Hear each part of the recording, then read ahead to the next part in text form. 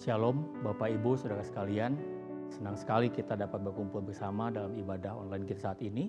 Kami dari Gereja Monebo Community Church, MNCC, senang bisa berkumpul, bertemu bersama dengan Bapak Ibu Saudara dimanapun Bapak Ibu Saudara berada.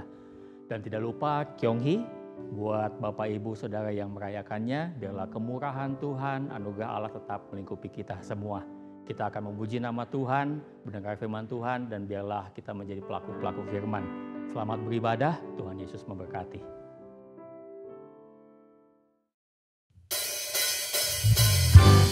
Shalom MNCC, mari kita semua memuji nama Tuhan, karena Dialah jalan kebenaran dan jalan kehidupan. Haleluya, sama-sama kita tepuk tangan ya.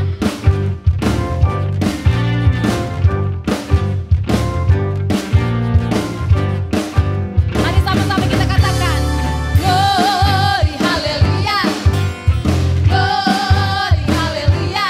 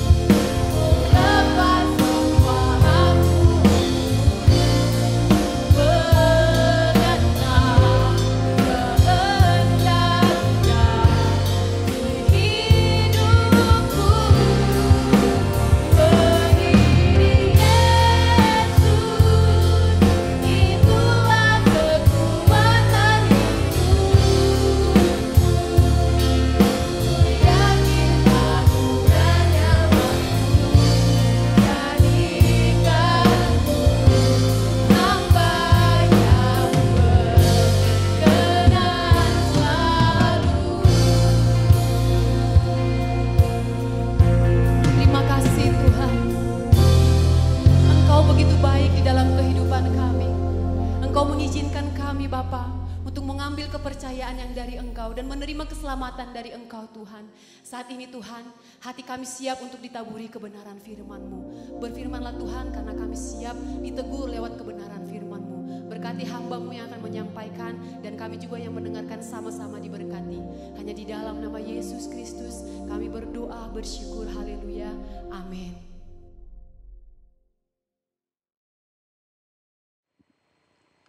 Shalom Bapak Ibu yang dikasihi Tuhan, Jemaat Monebo Community Church Sukabumi. Senang sekali pada hari ini saya bisa melayani Bapak Ibu yang dikasihi Tuhan melalui pemberitaan firman Tuhan.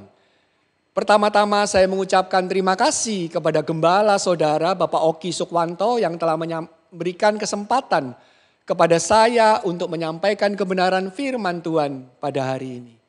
Bapak Ibu, sebelum saya melanjutkan, saya ingin memperkenalkan terlebih dahulu diri saya. Nama saya Timi Condro, saya bersama istri melayani di Surabaya di dalam sebuah komunitas yang disebut dengan The Chosen Community. Kami melalui pernikahan kami memiliki 3 orang anak, 1 laki-laki dan 2 wanita. Baik, itu perkenalan singkat dari saya. Kita akan masuk kebenaran firman Tuhan, kita tundukkan kepala, kita berdoa terlebih dahulu. Tuhan, kami mengucap syukur, terima kasih atas segala kebaikan dan kemurahan Tuhan yang Kau nyatakan dalam kehidupan kami. Sehingga pada hari ini kami boleh berkumpul untuk memuji memuliakan nama-Mu melalui puji-pujian dan penyembahan kami. Sebentar kami akan belajar akan kebenaran firman Tuhan. Tuhan, urapi hamba-Mu yang akan menyampaikan, layakkan hamba-Mu yang akan menyampaikan. Supaya kebenaran firman Tuhan ini boleh menjadi kekuatan, boleh menjadi peneguhan, boleh menjadi penghiburan sekaligus peneguran bagi kami semuanya. Berbicaralah melalui hamba-Mu Tuhan, kami telah siap untuk mendengarkannya. Di dalam nama Tuhan Yesus kami berdoa dan mengucap syukur, haleluya, amin. Bapak Ibu yang dikasihi Tuhan, ada beberapa jenis hewan yang memiliki naluri keibuan yang sangat tinggi. Salah satunya adalah spesies burung yang bernama Greater Hornbill. Di Indonesia, nama burung ini dikenal sebagai burung enggang. Burung enggang ini hidupnya adalah di Pulau Sulawesi dan di Sumatera, Bapak Ibu. Yang luar biasa dari burung ini adalah bahwa kehidupan dalam keluarga mereka itu sangat indah dan penuh kasih sayang. Walaupun hanya seekor burung. Burung enggang hanya memilih 1 pasangan untuk seumur hidupnya. Ketika sang induk hendak bertelur, maka pasangan jantannya akan mencarikan sebuah lubang di pepohonan untuk dijadikan sarang mereka. Induk enggang akan menelurkan 1 atau 2 butir telur saja. Dan kemudian menyegel dirinya sendiri di dalam lubang sarang tersebut dengan kotorannya. Dan dia akan tinggal di dalam sarang itu sekitar 38 sampai dengan 40 hari. Kehidupan sang induk dan anak-anaknya sangat tergantung kepada sang ayah, enggan jantan itu. Karena enggan jantan ini yang akan mencarikan makanan dan memberikan makanan kepada induk dan nanti kelak kepada anak-anaknya kalau telurnya sudah menetas. Pada masa-masa ini, sang ayah akan berusaha dengan semaksimal mungkin untuk memberikan yang terbaik untuk induk burung enggang ini dan juga nanti anak-anaknya. Setelah anaknya menetas dari telurnya, induk dan anak ini akan tinggal bersama di sarang itu. Tetapi kita tahu bahwa ketika si anak ini bertumbuh dewasa, maka sarang itu tidak akan cukup bagi mereka berdua. Sehingga si induk enggang ini akan memutuskan keluar dari sarangnya. Ketika dia keluar dari sarangnya, dia menyegel kembali, menutup lagi lubang itu dengan kotorannya. Dan menyisakan sedikit lubang untuk tempat membagikan makanan bagi anaknya. Makanan ini akan disuplai oleh induk dan pejantan dari burung enggan ini. Bapak Ibu yang dikasihi Tuhan, ada satu hal yang luar biasa bukan kita bisa pelajari dari kebiasaan burung enggan. Spesies burung enggan ini menunjukkan bagaimana luar biasanya keluarga bagi mereka. Burung enggan mengerti bagaimana membina keluarga yang baik, saling mengasihi, saling memperhatikan, saling melindungi, saling setia, bahkan saling menghargai. Dari sinilah kita belajar dari seekor burung enggang, spesies burung enggang, bahwa ternyata bagi mereka keluarga itu adalah utama, berharga. Demikian juga kita manusia. Kita juga harus menganggap bahwa keluarga kita, menjadikan keluarga kita itu yang utama dan berharga. Keluarga adalah hal yang paling penting di dalam kehidupan kita sehari-hari. Oleh karena itu saya ingin memberikan sebuah tema untuk kita renungkan bersama di hari ini adalah family first. Keluarga yang diutamakan atau keluarga yang diprioritaskan. Saudara yang dikasihi Tuhan, pandemi COVID-19 ini benar-benar membuat perubahan di dalam kehidupan berkeluarga. Pandemi ini membawa dampak yang sangat luar biasa. Baik itu dampak positif maupun dampak negatif.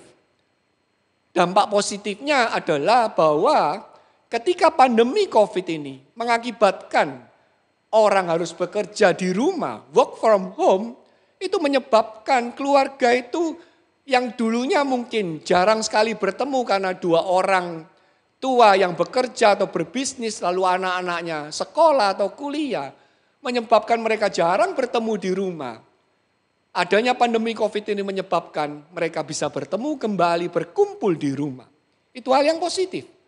Hal yang negatif adalah bahwa pandemi COVID ini menyebabkan banyak keluarga yang kehilangan anggota keluarganya karena meninggal akibat COVID.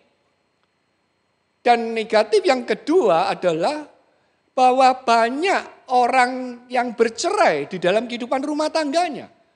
Dan kita bisa melihat statistika membuktikan bahwa tingkat perceraian di Indonesia maupun di dunia selama masa pandemi COVID ini ternyata semakin meningkat. Pagi hari ini kita akan belajar bersama Bapak Ibu yang dikasihi Tuhan. Bahwa apapun yang terjadi dalam kehidupan kita, ada atau tidak adanya pandemi, keluarga tetap harus diutamakan. Keluarga harus diprioritaskan di dalam kehidupan kita. Mengapa keluarga itu harus diprioritaskan atau diutamakan di dalam kehidupan orang percaya? Karena keluarga adalah anugerah terindah dari Tuhan. Kejadian pasal 1 ayat 28 dan Kejadian pasal 2 ayat 24 akan saya bacakan. Kejadian 1 ayat 28 berkata, Allah memberkati mereka lalu Allah berfirman kepada mereka, beranak cuculah dan bertambah banyak, penuhilah bumi dan taklukkanlah itu. Berkuasalah atas ikan-ikan di laut dan burung-burung di udara dan atas segala binatang yang merayap di bumi. Kejadian 2 ayat 24 berkata, sebab itu seorang laki-laki akan meninggalkan ayahnya dan ibunya dan bersatu dengan istrinya sehingga keduanya menjadi satu daging.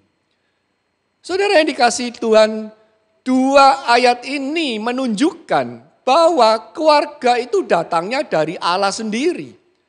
Allah yang merancangkan dan berinisiatif untuk membentuk sebuah keluarga. Sejak awal penciptaan, Allah telah merancangkan bagi manusia untuk memiliki keluarga.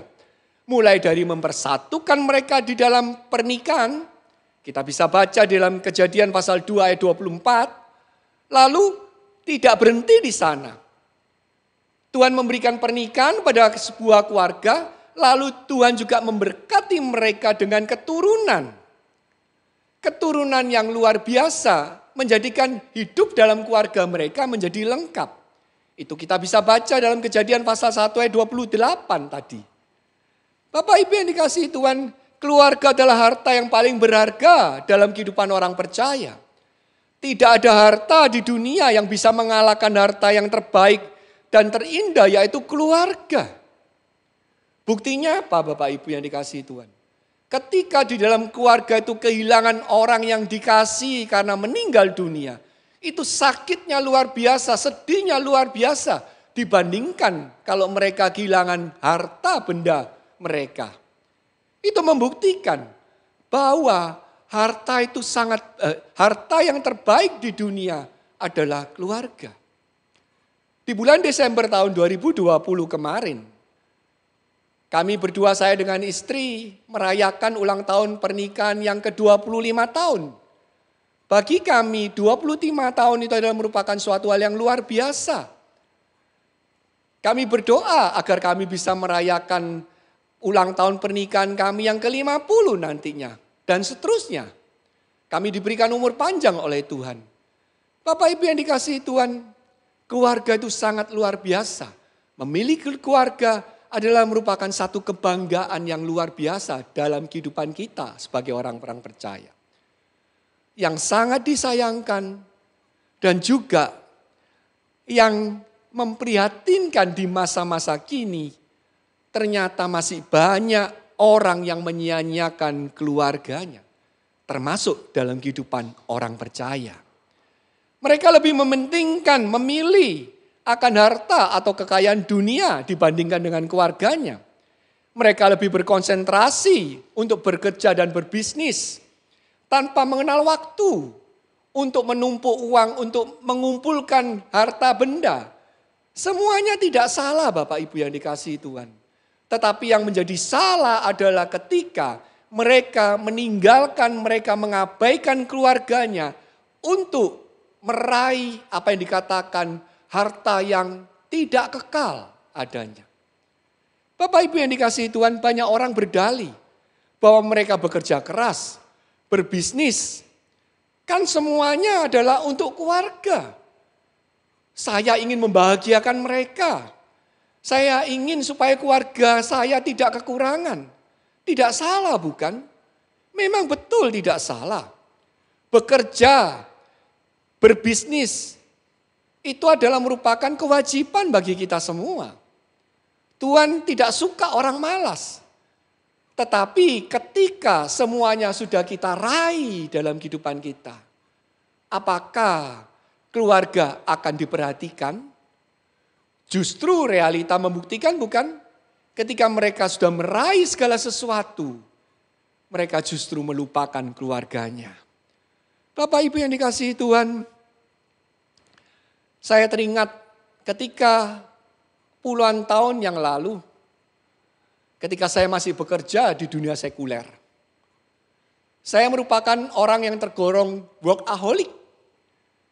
Saya lebih memfokuskan diri saya untuk bekerja. Kebetulan saya bekerja di bidang marketing. Di mana bidang marketing menuntut saya untuk melakukan perjalanan dinas baik keluar kota, keluar pulau. Bahkan sekali-sekali saya harus bertugas ke luar negeri. Bapak Ibu yang dikasihi Tuhan, ketika saya melakukan tugas dinas keluar kota, keluar pulau, rata-rata minimal saya harus meninggalkan keluarga saya selama 10 hari. Sampai dengan 14 hari, bahkan saya pernah sekali meninggalkan keluarga saya selama 21 hari, 3 minggu Bapak Ibu yang dikasihi Tuhan. Saya enjoy saja. Saya tidak pernah memikirkan apa yang terjadi, apa yang dipikirkan oleh istri maupun anak-anak saya. Anak-anak saya ketika itu yang paling besar usianya masih 4,5 tahun. Yang kedua usianya masih 1 tahun. Karena saya sering bepergian keluar kota, keluar pulau. Sekali-sekali keluar negeri untuk tugas saya. Apa akibatnya Bapak Ibu? Karena jangka waktunya lama. Saya dengan keluarga menjadi tidak dekat. Khususnya dengan anak-anak saya. Saya masih ingat sekali anak kedua saya ketika usia 1 tahun. Saya gendong itu loh tidak mau. Bapak Ibu yang dikasihi Tuhan, kenapa? Saya tidak dekat dengan mereka. Sampai pada suatu hari istri saya mengajak saya untuk berbicara 4 mata. Dan dia berkata kepada saya, Tim, kita ini dekat dengan anak paling sampai dengan mereka sekolah di SMP kelas 2 atau kelas 3. Setelah itu mereka akan bergaul dengan teman-temannya, meninggalkan kita semuanya. Mau diajak pergi mereka banyak alasan nanti dengan temannya dan lain sebagainya. Kita menjadi kehilangan waktu dengan mereka. Ketika perkataan dari istri saya itu saya dengar, saya benar-benar tertemplak dengan perkataan itu. Saya menyadari bahwa apa yang saya lakukan Semuanya akan sia-sia ketika saya harus kehilangan keluarga saya. Saya enggak mau kehilangan keluarga saya.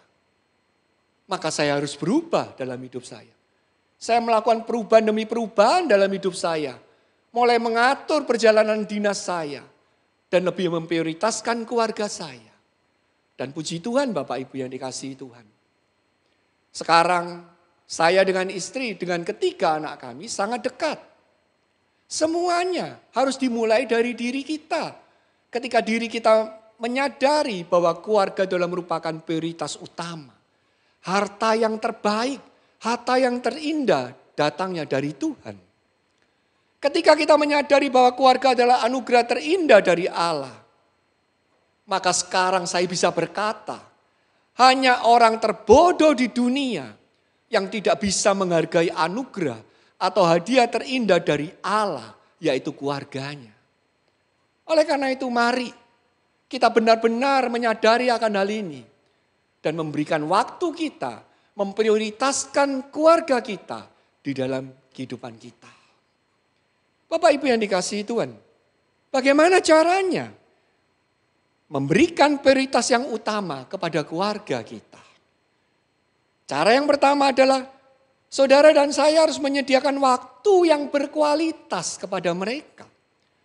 Mazmur pasal 90 ayat 12 berkata, ajarlah kami menghitung hari-hari kami sedemikian, hingga kami beroleh hati yang bijaksana. Saudara yang dikasihi Tuhan, ayat ini sudah jelas menekankan kepada kita semuanya. Bahwa kita hanya memiliki waktu yang terbatas.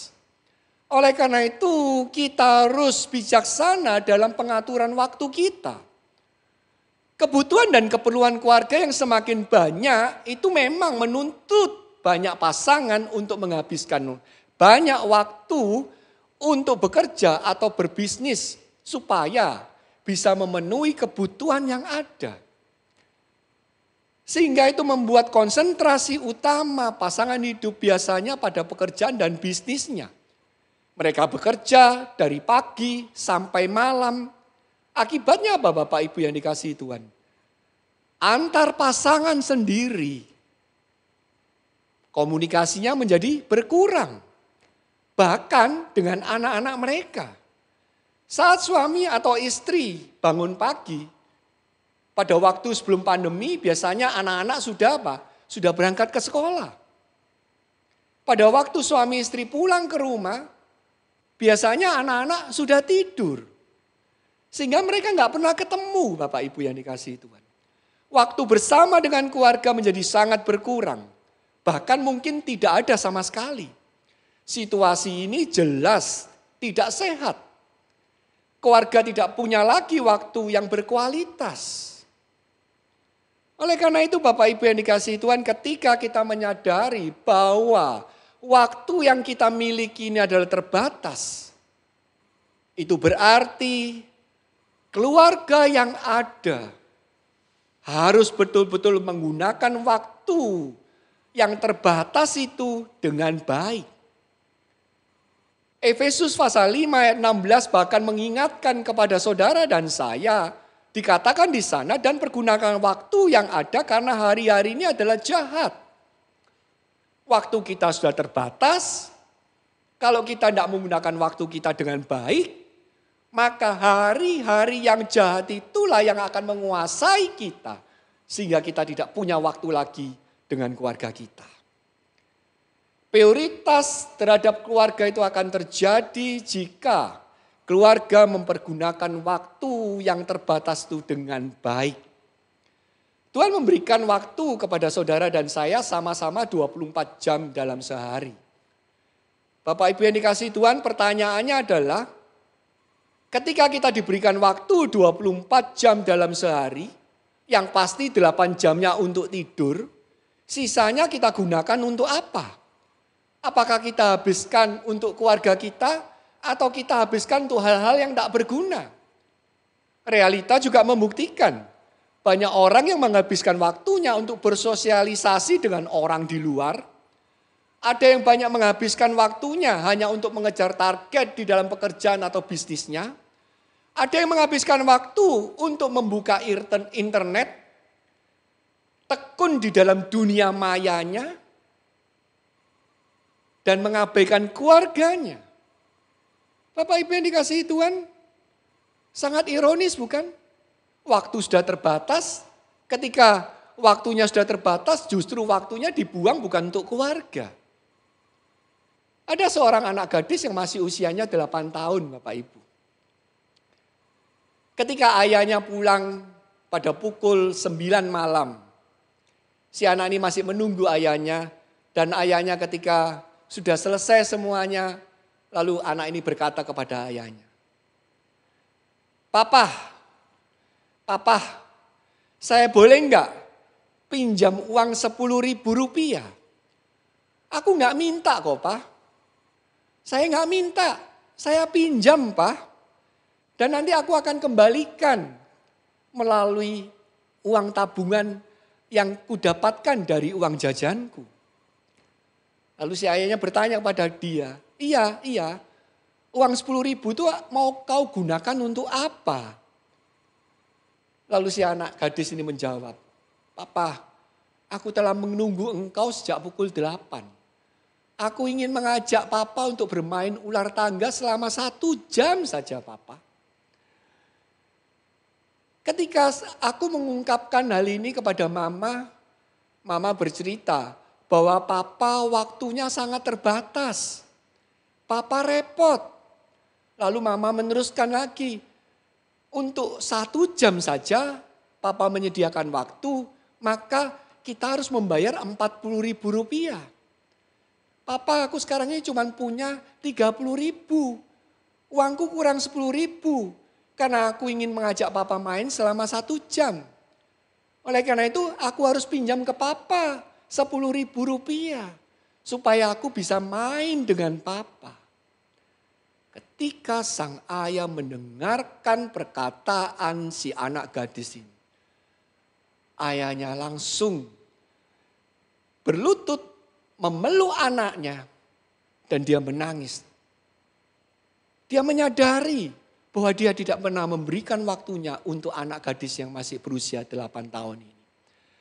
Bapak Ibu yang dikasihi Tuhan, seharusnya kita bersyukur dengan saat ini. Adanya pandemi ini kita harus bersyukur. Karena apa? Setidak-tidaknya waktu kita dengan keluarga semakin banyak harusnya. Oleh karena itu, di hari ini saya ingin menekankan kepada Bapak Ibu yang dikasihi Tuhan. Kalau Bapak Ibu yang dikasihi Tuhan tidak bisa menyediakan waktu yang berkualitas kepada keluarga saudara, bertobatlah. Ubah kebiasaan buruk kita. Berikan waktu yang terbaik untuk keluarga kita.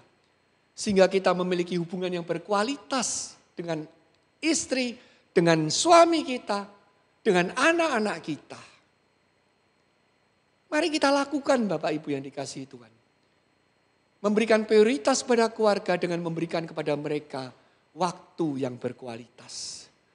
Cara yang kedua, saudara dan saya memberikan prioritas yang utama kepada keluarga adalah senantiasa mendoakan anggota keluarga kita. Menyerahkan keluarga kita di dalam pemeliharaan Tuhan saja. Ayub pasal 1 ayat 5 dan Mazmur pasal 103 ayat 17 sampai 18 saya akan bacakan bagi Bapak Ibu yang dikasihi Tuhan. Ayub 1 ayat 5 berkata, setiap kali apabila hari-hari pesta telah berlalu, Ayub memanggil mereka dan menguduskan mereka. Keesokan harinya pagi-pagi bangunlah Ayub lalu mempersembahkan korban bakaran sebanyak jumlah mereka sekalian. Sebab pikirnya mungkin anak-anakku sudah berbuat dosa dan telah mengutuki Allah di dalam hati. Demikianlah dilakukan Ayub senantiasa. Mazmur 103 ayat 17 sampai 18 berkata, tetapi kasih setia Tuhan dari selama-lamanya sampai selama-lamanya atas orang-orang yang takut akan Dia dan keadilannya bagi anak cucu, bagi orang-orang yang berpegang pada perjanjiannya, yang ingat untuk melakukan titahnya.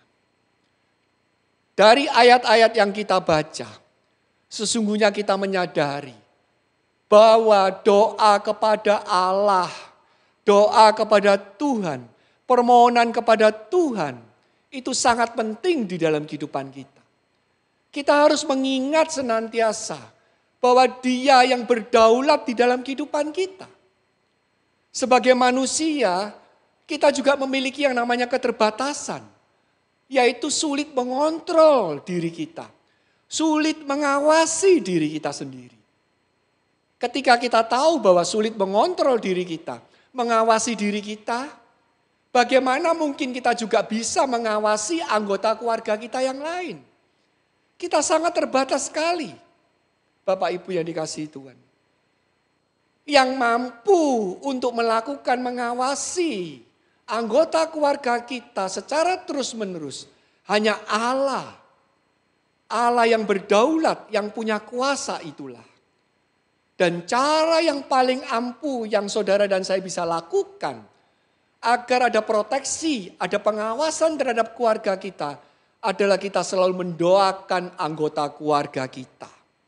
Menyerahkan mereka kepada Allah supaya kedaulatan Allah, kehendak Allah itu boleh tergenapi dalam kehidupan anggota keluarga kita. Membawa keluarga di dalam doa itu berarti pasangan hidup harus saling mendoakan.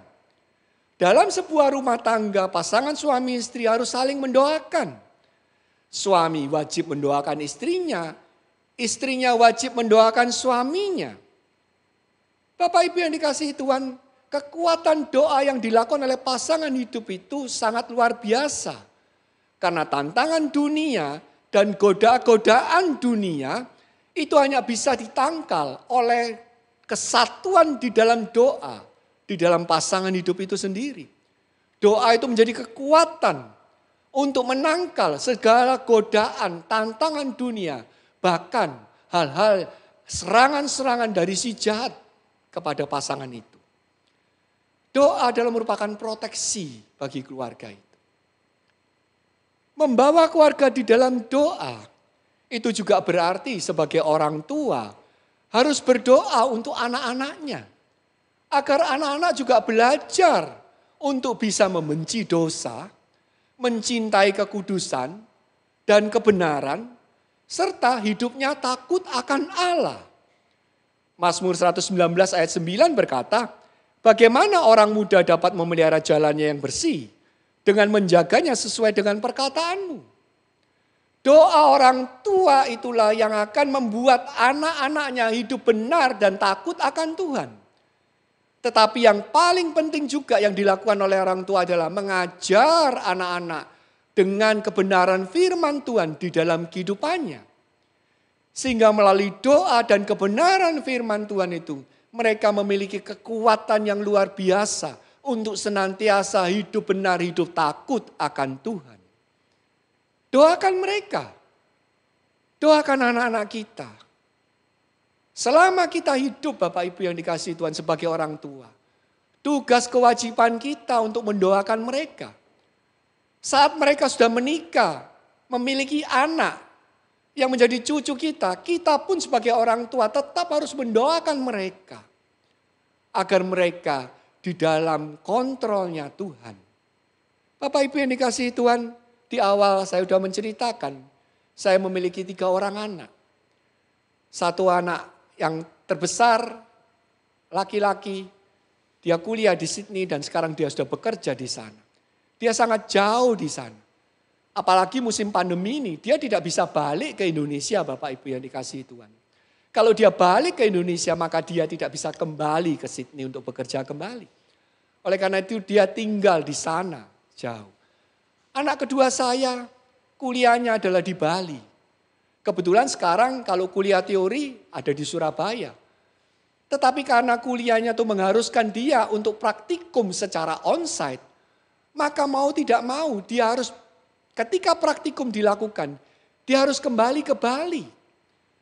Pada musim pandemi ini ketika dia harus kembali ke Bali, itu adalah merupakan beban bagi kami sebagai orang tua. Kami tidak bisa menjaga mereka senantiasa. Kami tidak bisa mengontrol, mengawasi mereka senantiasa. Yang kami hanya bisa lakukan adalah mendoakan mereka senantiasa.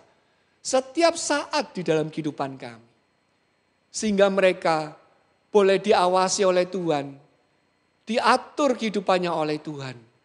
Dan kami sangat bersyukur sekali, walaupun mereka jauh dari kami, tapi mereka memiliki komunitas yang baik, gereja yang baik, lingkungan persekutuan yang baik, teman-teman yang baik, yang takut akan Tuhan. Dan saya percaya bahwa semua itu diperoleh karena kekuatan dari doa dari orang tua. Ketika anak-anak kita hidupnya benar dan takut Allah, tanpa kita awasi dengan ketat, mereka akan menjadi anak-anak yang bertanggung jawab atas hidup mereka sendiri. Melalui doalah, mintalah kepada Allah untuk senantiasa mengawasi, memproteksi anak-anak kita. Dan memberikan kepada anak-anak kita terobosan-terobosan baru di dalam kehidupan mereka. Saudara yang dikasihi Tuhan, ada seorang anak yang bernama Agustinus. Ayahnya adalah seorang kafir, tetapi ibunya sangat luar biasa sekali. Ibunya adalah seorang Kristen yang taat. Ibunya sangat merindukan si Agustinus ini untuk menjadi Kristen yang baik, Kristen sejati. Ia tidak henti-hentinya menasihatkan kepada Agustinus dan menyuruhnya untuk membaca Alkitab. Tetapi semuanya tidak pernah digubris oleh Agustinus. Malah Agustinus terlibat di dalam segala kejahatan dalam hidupnya. Dia suka mencuri, dia melakukan hal-hal yang tidak baik. Satu kelemahan dari Agustinus ini adalah dia memiliki nafsu seks yang tidak bisa dikendalikan. Sebelum usianya 18 tahun, dia telah kumpul dengan seorang wanita tanpa menikah. Dari kumpul ini menghasilkan seorang anak, laki-laki yang bernama Deodatus. Pada akhirnya si Agustinus harus berpisah dengan wanita ini. Lalu dia bertunangan dengan gadis lainnya. Bapak Ibu yang dikasihi Tuhan, karena kelemahan di dirinya tidak bisa menahan nafsu seksnya. Walaupun dia sudah bertunangan dengan gadis lain, dia masih berhubungan dengan orang lain lagi. Suatu hal yang sangat memalukan yang dilakukan oleh Agustinus. Suatu saat Agustinus berpindah dari kota tempat tinggalnya ke Milan, Italia.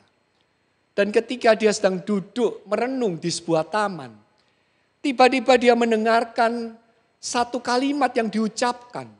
Entah itu dari orang yang sekelilingnya atau tidak. Pokoknya Agustinus mendengarkan kalimat itu yang berkata "Tolle lege". Tolle lege di dalam bahasa Inggrisnya adalah take up atau read. Dalam bahasa Indonesianya adalah ambillah, bacalah. Si Agustinus ini merasa bahwa itu adalah perintah dari Tuhan untuk dia membaca Alkitab. Oleh karena itu ketika dia sampai di tempat tinggalnya, dia membuka Alkitab. Dan kebetulan dia mendapatkan Roma pasal 13 ayat 13 sampai 14 yang berkata demikian. Marilah kita hidup dengan sopan seperti pada siang hari. Jangan dalam pesta pora dan kemabukan. Jangan dalam percabulan dan hawa nafsu. Jangan dalam perselisihan dan iri hati. Tetapi kenakanlah Tuhan Yesus Kristus sebagai perlengkapan senjata terang. Dan janganlah merawat tubuhmu untuk memuaskan keinginannya. Firman Tuhan ini menyebabkan Agustinus bertobat. Dia bertobat pada tahun 385 sampai antara 385 sampai dengan 386 Masehi, Bapak Ibu yang dikasihi Tuhan. 1 tahun berikutnya pada tahun 387 Masehi. Pada waktu Minggu Paskah, Agustinus bersama anaknya Deodatus dibaptis oleh Uskup Ambrus pada waktu itu. Bapak Ibu yang dikasihi Tuhan, Agustinus berubah secara total. Memang kehidupannya dulu panjang dan berliku. Tetapi semuanya menjadi lebih baik dan bahkan baik sekali. Karena ada seorang perempuan yang mendoakan Agustinus selama 20 tahun di dalam kehidupan Agustinus. Perempuan itu adalah Monica, ibu dari Agustinus. Ayah dari Agustinus adalah Patricius. Ia adalah penganut pagan. Penganut pagannya adalah penganut Yudaisme dan Islam. Bapak Ibu yang dikasihi Tuhan, bersyukur sekali bahwa ayahnya bertobat sebelum meninggal dan dia dibaptiskan pada waktu itu. Saudara yang dikasihi Tuhan, Agustinus dikenal sebagai tokoh reformasi Protestan dan menjadi bapak gereja yang luar biasa setelah Rasul Petrus. Saudara yang dikasihi Tuhan, tidak ada orang lain yang bisa berdoa untuk anggota keluarga kita kecuali kita sendiri. Kasih yang tulus kepada pasangan hidup dan anak-anak kita akan selalu membuat kita mendoakan anggota keluarga ini agar Tuhan berdaulat dalam kehidupan mereka. Lukas pasal 11 ayat 13 dikatakan, jadi jika kamu yang jahat tahu memberi pemberian yang baik kepada anak-anakmu, apalagi Bapamu yang di surga, Ia akan memberikan Roh Kudus kepada mereka yang meminta kepadanya. Dalam kehidupan orang percaya, Roh Kudus sudah ada dalam kehidupan kita. Oleh karena itu, kita harus senantiasa meminta kepada Roh Kudus untuk memberikan kepekaan kepada kita. Untuk memberikan senantiasa kekuatan pada kita. Untuk menjalani kehidupan kita melalui doa-doa kita kepada seluruh anggota keluarga kita. Sebagai kesimpulan khotbah saya, saudara-saudara yang dikasihi Tuhan pada hari ini. Keluarga adalah merupakan hadiah terindah yang paling berharga dari Tuhan kepada orang percaya. Jika saudara mengasihi keluarga saudara, maka saudara harus memberikan perhatian yang utama kepada mereka. Dengan memberikan waktu yang berkualitas kepada mereka. Dan juga mendoakan mereka senantiasa. Menyerahkan mereka ke dalam kedaulatan Tuhan. Sehingga Tuhanlah yang mengawasi dan mengontrol anggota keluarga kita. Termasuk diri kita sendiri. Tuhan Yesus memberkati. Immanuel.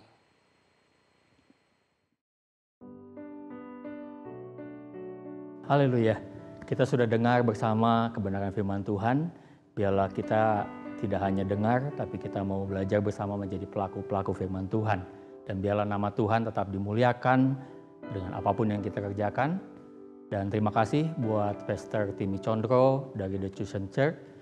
Buat kebenaran firman Tuhannya, Tuhan Yesus memberkati pelayanan Bapak dimanapun Bapak melayani. Kita mau satu dalam doa. Baik Bapak Ibu, kita mau lipat tangan. Bapa dalam surga, terima kasih Tuhan buat hari ini. Hari yang baru yang tetap Tuhan berikan buat kami. Terima kasih buat segala apapun yang terjadi, termasuk dengan segala permasalahan yang mungkin kami hadapi saat ini. Kami percaya bahwa Tuhan tidak pernah tinggalkan kami dan ada maksud Tuhan yang baik itu dengan segala apapun yang kami hadapi sekarang. Bapa, saat ini kami mau berdoa buat kepengurusan MNCC di mana kami boleh ada, di mana kami boleh tertanam. Biarlah kami mau tidak hanya tertanam, kami mau berakar, kami mau berbuah lebat dan nama Tuhan yang dimuliakan. Tuhan berkati kepengurusan yang ada, mulai dari gembala sidang, buat tim pengembalaan, kepengurusan yang ada. Biarlah Tuhan yang beracara, Tuhan yang berikan hikmat akal budi, pengertian yang dari Tuhan untuk setiap keputusan yang diambil, untuk langkah kerja ke depan, biarlah hanya kehendak Tuhan yang jadi dalam gereja di mana kami boleh ada. Tuhan berkati setiap kepengurusan, setiap leader yang ada, setiap anggota small group, apapun keberadaan kami, apapun posisi kami, biarlah kami mau tetap bahu-membahu, satukan hati, mencapai visi yang Tuhan tanamkan, menjadi terang dimanapun kami boleh Tuhan tempatkan. Bapa dalam surga, kami berdoa buat setiap pribadi yang tergabung dalam MNCC ini. Jika mereka dalam kelemahan tubuh, biarlah Tuhan yang jamah. Kami percaya bilur-bilur-Mu tetap sama dan menurut waktunya Tuhan semuanya akan menjadi baik. Tuhan berkati jika dalam kelemahan tubuh Tuhan pulihkan, dalam permasalahan Tuhan yang bukakan jalan. Segala permasalahan kami, ajar kepada kami tidak memperbesar masalah yang ada, tapi kami mempercaya kuasa Allah lebih besar dari masalah itu, dan kami akan menantikan jawaban Tuhan, waktu Tuhan, masalah itu akan lewat, dan mujizat Tuhan tetap ada buat kami semua. Tuhan, kami berdoa buat bangsa dan negara kami, dengan segala keberadaan kondisi yang ada, biarlah hikmat Tuhan tetap turun bagi pemerintahan di mana kami boleh ada. Tuhan berkati Bapak Presiden, Wakil Presiden, para menteri, setiap kepengurusan, setiap koordinator, setiap apapun yang lembaga-lembaga apapun yang ada dalam pemerintahan ini, biarlah Tuhan yang campur tangan. Biarlah roh takut akan Tuhan tetap menaungi bangsa kami. Biarlah sungguh Tuhan, kami mau taruh bangsa ini dalam kemurahan tangan Tuhan. Kami percaya menurut waktunya Tuhan, masalah yang ada, pandemi ini boleh berlalu, dan kami akan memuliakan nama Tuhan karena Tuhan tetap baik buat bangsa ini. Terima kasih Tuhan. Tak lupa kami mau berdoa biar kami dengan segala kondisi yang ada di tahun baru Imlek ini, kami tetap berharap kemurahan Tuhan ada buat kami. Kami tetap berharap bahwa kemurahan Allah, penyertaan Tuhan tetap menolongi hidup kami, dan kami akan mau lakukan, kami mau kerjakan apa yang Tuhan percayakan buat kami, sehingga sungguh Tuhan apapun yang kami kerjakan, nama Tuhan yang dipermuliakan. Terima kasih Tuhan buat ibadah yang telah selesai kami nikmati. Biarlah ibadah ini menjadi rema dalam kehidupan kami. Kami mau menjadi pelaku-pelaku firman, dan kami mau berubah, hidup kami menjadi lebih baik, dan nama Tuhan yang dipermuliakan. Terima kasih Bapa. Sebentar kami akan mengakhiri ibadah ini, kami akan menerima berkat dari hamba-Mu.